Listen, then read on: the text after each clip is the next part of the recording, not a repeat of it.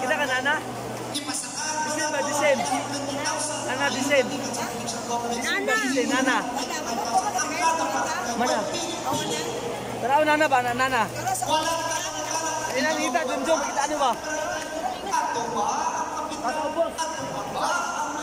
Wala boss. Tanang mayo kapilang takbayan 1 million para sa tubig sa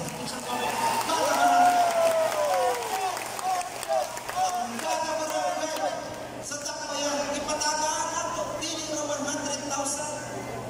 Ang 100,000 para sa mga rural water communities para sa tubig nila sa takbayan in excess pa sa 100,000 buhat ang masultiyon ipakita ang ibang naman ang takbayan. Asa mo na sa'yo paano akong pagmutana sa DYRT dili ba ako nangabugar sa inyong pasong prangkisa ako ang trabaho sa Kongreso para mamatagaan sila na mag-isip abogado. Ito ako sa free speech. Ito ako sa free press. Oo nga nitabang ko. Wala'y problema ang free speech. Wala'y problema ang free press. Kinahanglan na mo sa atong katalingban ang free speech o ang free press. Parang dihimo nila sa buhol. Gigamit ang free speech o free press. Ilutos ko. Igamit ang free speech o free press kontra na. Kinsa ba nagtrabaho sa Bohol Chronicle franchise? Ang acting Bohol Chronicle Radio Corporation, a franchise to construct, install, establish, operate, and maintain a radio broadcasting station for 25 years. Ako ang nakapugar, isip deputy speaker sa House of Representatives. Ano yung problema nila? Abogado ko, pareho ni Attorney Lindy, pareho ni Edgar Chato, bibiliin free speech, importante ang free press sa katilingban. Kapag kung gamitin na ang free speech o free press sa katilindos, dahil lang ang intention o purpose, masama na, makakunin. Mao nga mga aking eksunan, parang gabi ko na. Naluoy ka mahintaw sa inyong magandador. Naluoy ka mahintaw sa inyong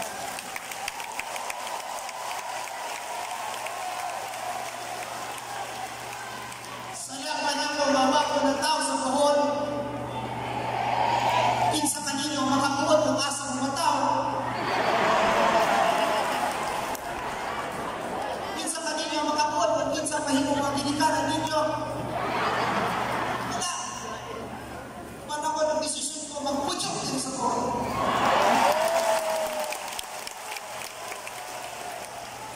Sa kasakit, sa kalipay.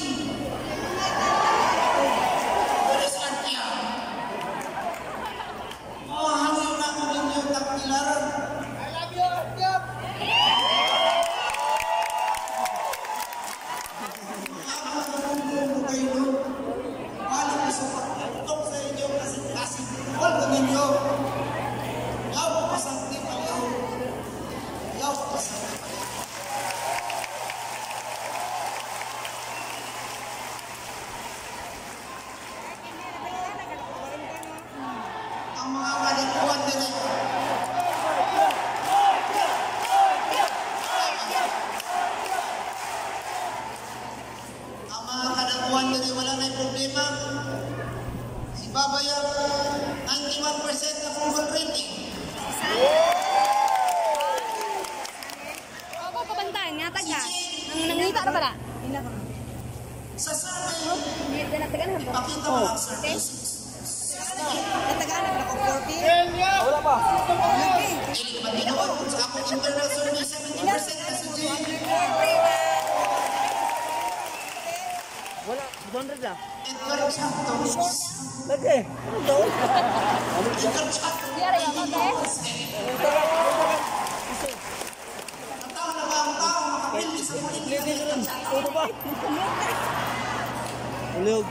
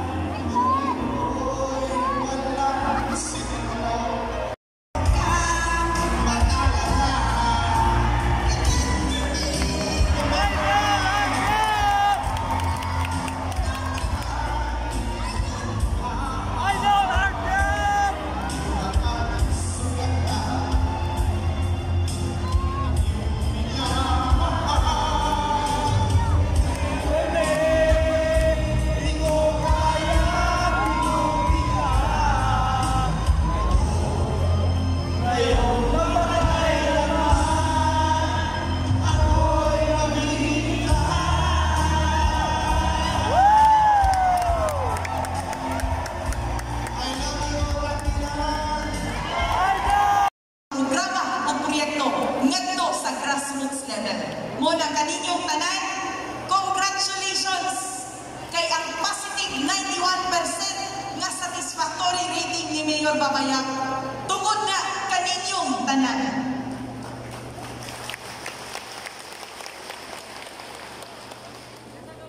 Si Jillian, makadungog mo, ibiyay-biyay, ibastos, ibugal-bugalan. Daghang nangutana, kung di ba kuno ko muundang na lang, kay tungod kay grabe na ang ilang panggamot. Pero sa akong huna-huna, kung sa akong kasing-kasing, ang akong gisabak, dili lamang ang akong duha ka anak na si Javi o si Jana. Kundi ang akong gisabak, ang kaugmaon sa tibok Tagbilaran City. Maunang bisag unsay pag-biyay-biyay, pagbugal-bugal o pagbinastos. Not even once nga nakahuna-huna ko undang. Not even once nga mukana-huna ko nga di ko dayon. Tungod kay sa atong kadaghanon karon, kamo ang gahatag ug kusog ni Jania. Ug karong mayunoy ding kamupot ang muhatag sa kadaugan ni Jania.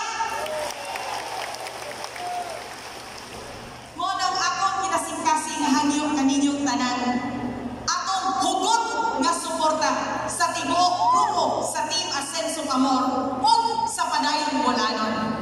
Nakita na nato si Governor Artiac, si Vice Governor ug si Congressman Chato adunay plataporma, programa. Niya na pod si Jane Yap ug si Adam Hala. Kaning eleksyon bugno sa plataporma o programa. Ngunang kuyugi ko kaninyong tanan. Kuyugi ko para atong mapadayon ang mga programa o proyekto nga nasugdan na ni Mayor Babayang ug atong pakining palakdan para mas daghan pang atong mahatagan.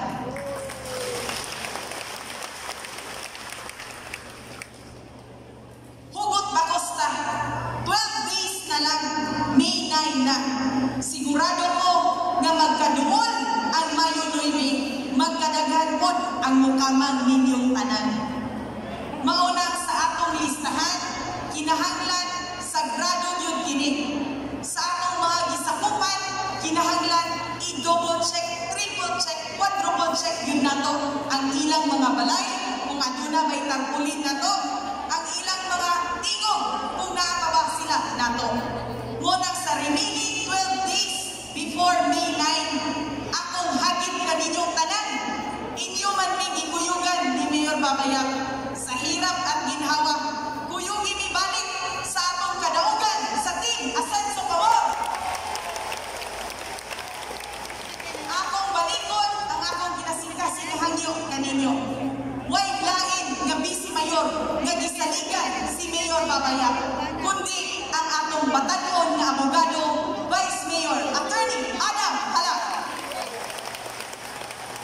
Ang atong kapulo, kumplito puro bakunado nga membro sa konseho, upat ka kapitan ang gapaluyo ni Jania ug ni Adam Halak. Kapitan Nick Besas sa Tugon, Kapitan Odi Globasa sa Poblasyon 3, Kapitan Edgar Bombat sa Dampas, at Kapitan Bebo Udlong sa San Isidro. Tulo ka mga incumbent councilors, Councilor Attorney Buchi Zamora, Councilor Tim Butalin, and Councilor Ondoy Borja. Ug tulupod ka bagong magpapili, pero dugay lang ka serbisyo sa atong syudad sa Tagbilaran. Councilor Apoy Turalba, Councilor Engineer Chema Inti, and Councilor Engineer Charles Cabalit. Ug akong balikod, akong emphasize ang akong gobernador. Ang atong gobernador, ang katambayayong ni Jania para padayon ang pag-asenso sa syudad sa Tagbilaran